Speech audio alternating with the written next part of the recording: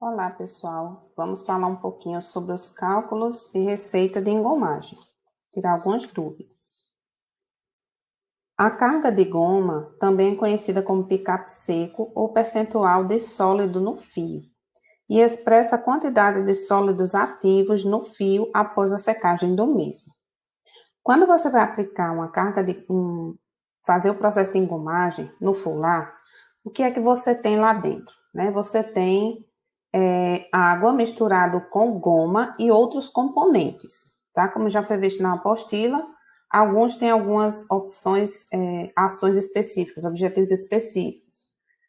E aí, por exemplo, amaciante para não deixar tão rígido, tem também um antibactericida, que aí já é para não gerar bactérias e assim por diante. Então, nessa mistura, é como se, por exemplo, você fosse fazer uma vitamina de banana. Então, você vai ter a água, você vai ter o leite em pó, você vai ter a banana, o açúcar, e se quiser, você vai botar chocolate em pó, né? Tem gente que prefere ainda colocar aveia, colocar chia. Então, esses produtos que eu estou falando, que vai na vitamina, todos são sólidos. Porém, por exemplo, eu posso escolher algo líquido para colocar. Então, digamos um suco de maçã. Eu posso escolher fazer uma vitamina de banana com suco de maçã. No suco de maçã, eu vou ter o quê? Eu vou ter um líquido, ele é líquido, mas dentro eu vou ter partículas sólidas. Essas partículas sólidas é o que chamamos de percentual de sólido. Então, você vai preparar a sua vitamina e todos os componentes vão se unir numa mistura homogênea. Portanto, isso seria a goma que você vai aplicar no tecido. É essa mistura homogênea. Só que se você separar os componentes, você vai ter a parte líquida, que é a água, e você vai ter as partes sólidas. E cada um dos componentes, ele tem uma característica. Por exemplo, o leite, ele é em pó, a chia, ela é em grãos, o suco de maçã, ela é uma solução líquida, então ela tem líquido e sólido, né? Sólido suspenso nessa solução. Então, você tem vários formatos de matéria-prima. Isso é um fator que pode até dificultar a compreensão, mas quando você vai para essa analogia para a vitamina de banana, fica melhor. Então, esse percentual de sólidos que fica no fio, né, após a secagem, porque o que acontece na engomagem? Os fios, eles vão imergir numa bacia, que é o que a gente chama de folar, eles vão imergir, vão subir, vão passar pelos rolos espremedores para tirar o excesso de goma, tá? Que essa goma ela vai ficar na superfície do fio e penetrar um pouco. Essa penetração ocorre após a folardagem, né? Após a pressão dos rolos. E é a mesma coisa de você molhar o seu cabelo. Então, você está molhando o cabelo no chuveiro, né? Ou você está mergulhando o cabelo numa banheira ou numa bacia. Ele vai molhar de imediato? Não. Ele vai molhar a superfície. Se você deixar ele lá por muito tempo, ele vai molhando até chegar ao seu interior. Mas, por exemplo, você está com pressa, o que é que você faz? Você põe o cabelo, coloca a mão e amassa. Então, aí começa a água ir para o interior da fibra. A mesma coisa acontece na engomagem. Então, você está lá com os fios, como é um processo que é contínuo ou semi-contínuo, né? Você está passando os fios não ficam lá dentro no banho. Você tem quilômetros e quilômetros de fio para você poder dar o banho de goma. Então, os fios vão passando e já vai espremendo, ou seja, já facilita a entrada, a penetração dessa goma no fio. Então, o que é carga de goma? É justamente o percentual de sólidos que ficou nesse fio após a secagem. Porque depois desse processo de folardagem, os fios vão ser secos. E aí ficou na superfície dele um pouquinho daquela goma, na superfície e no interior também.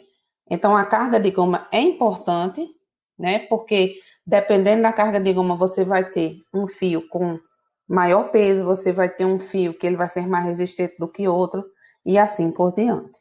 Para calcular a carga de goma, você só precisa saber da concentração de sólidos e do picape. Picape é como se fosse o arraste, né?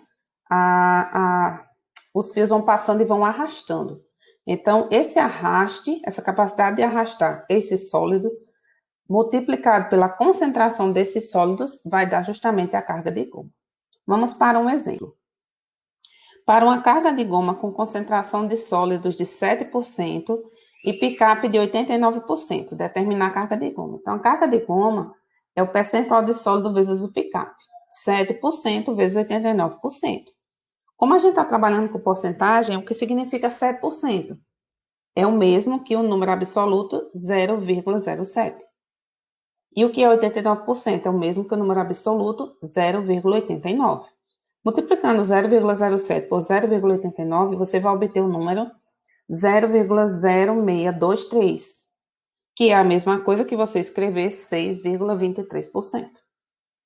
Certo? Então, isso aqui é só questão de matemática, né? Eu fiz análise dimensional para vocês verem que a carga de goma também é dada em percentual. Agora vamos falar do volume total. O volume total de banho, ele é composto pelo somatório dos pesos de todos os componentes. Então, você está fazendo a vitamina de banana, você tem a água, você tem a banana, você tem o leite, açúcar, você tem a chia, a aveia e o chocolate. Quando você homogeneiza, acho que é assim que fala. Quando você deixa essa solução homogênea, você vai ter um volume total. Ah, quanto foi que deu? Deu 1 litro de vitamina? Deu 1 copo de vitamina? Deu quanto de vitamina? Eu quero saber. E aí, como é que você faz para calcular isso no banho de goma? Primeiro, você vai somar todos os pesos de todos os componentes. Lembra que lá você tem água, você tem amaciante, você tem umectante. Alguns vêm em solução, alguns vêm puro, alguns vêm em pó, né? Por exemplo, o amido, ele vem em fécula, em pó. Claro que lá dentro tem umidade, então ele vem cerca de 90%, 95%, 98% de sólido e o resto é umidade, né? O pouquinho que é umidade. O amaciante, ele já vem em solução. Então, o amaciante, ele é uma mistura de água com o componente amaciante. Então, essa concentração daquela solução vem de quanto? Digamos, 60%. Significa dizer que em 1 litro, você vai ter 600 ml de amaciante e 400 ml de água. Essa água você tem que levar em consideração na hora de você ter o volume total. Porque quando você faz a mistura homogênea, ele não vai separar os componentes. E nesse momento você tem que considerar que cada ml pesa 1 grama. Nessa hora a gente não leva em consideração a densidade de cada produto. Porque aí a gente teria um fator que dificultaria esses cálculos, né? Mas se você quiser saber mesmo, todos os cálculos você teria que levar em consideração a densidade. Só que a diferença é tão pouca que quando você está trabalhando com grandes volumes, né, com grandes quantidades, que não se calcula em relação à densidade, né? Alguns produtos têm uma densidade mais alta e realmente tem que ser levado em consideração. Mas no caso desse da engomagem, não, tá? Então, depois que você somar os pesos, considerando que 1 ml pesa 1 grama para todos, né, você vai calcular o percentual de condensado sobre o somatório dos pesos. E o volume total você ter o somatório dos pesos mais o percentual, não é o percentual de sólidos, é o condensado, tá? Aqui está escrito errado, mas é o condensado. Percentual de condensado, não é percentual de sólidos, perdão. O que é esse condensado? O condensado é o seguinte, quando você vai preparar a receita, você prepara dentro de como se fosse uma panela de pressão gigante. O que é que acontece? O calor, ele vai gerar vapores de água dentro daquela panela. Esses vapores de água vão se condensando e se transformando em líquido. Ou seja, quando você deveria ter 1 litro, digamos, de solução de goma, 1 litro. Se você tiver um condensado, depende de cada máquina, né? Se você tiver um condensado em torno de 10%, você fez a receita de goma para 1 litro, e aí você vai ter 1,1 litros no final. Porque vai formando água lá dentro devido ao calor, esse vapor vai condensando e vai se transformando em água. Então, para a gente ter um volume total correto, a gente tem que levar em consideração esse percentual de condensado, tá? Aqui no slide está escrito errado, não é percentual de sólidos, é percentual de condensado, certo? E aí um exemplo, né, digamos que você tenha uma receita 8,5 kg de amaciante, há uma concentração de 65%, tem 10 kg de amido de mandioca, uma concentração de 98%, 5 kg de antiumectante, a uma concentração de 50%, e você tem também 900 litros de água e um percentual de condensado igual a 12%, né? O que fazer com esses números? Você vai primeiro somar os pesos de cada um. Claro que, por exemplo, você está olhando aqui, 8,5 kg de amaciante, numa concentração de 65%.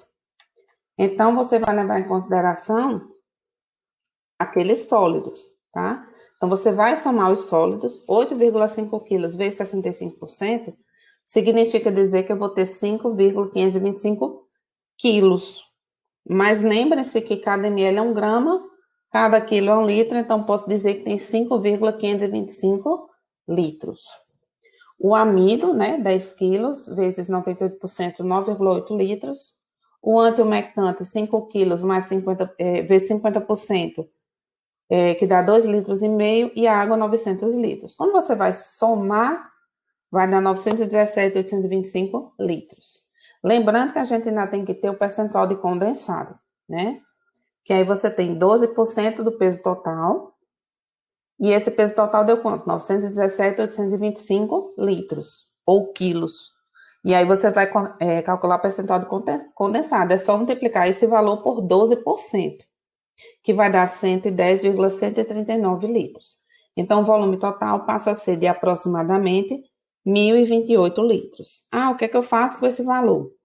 Você vai olhar a capacidade da sua máquina, né? Da sua panela de pressão, digamos assim.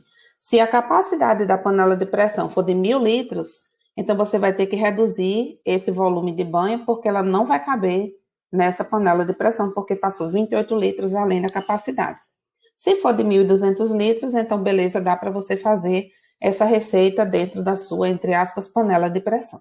Né? Para isso que a gente também calcula o volume total para saber se vai transbordar. No caso, a panela de pressão, né? Ela simplesmente vai explodir e a gente não quer isso. Bem, então, por hoje é só, era apenas para esclarecer. Beijos e bons exercícios.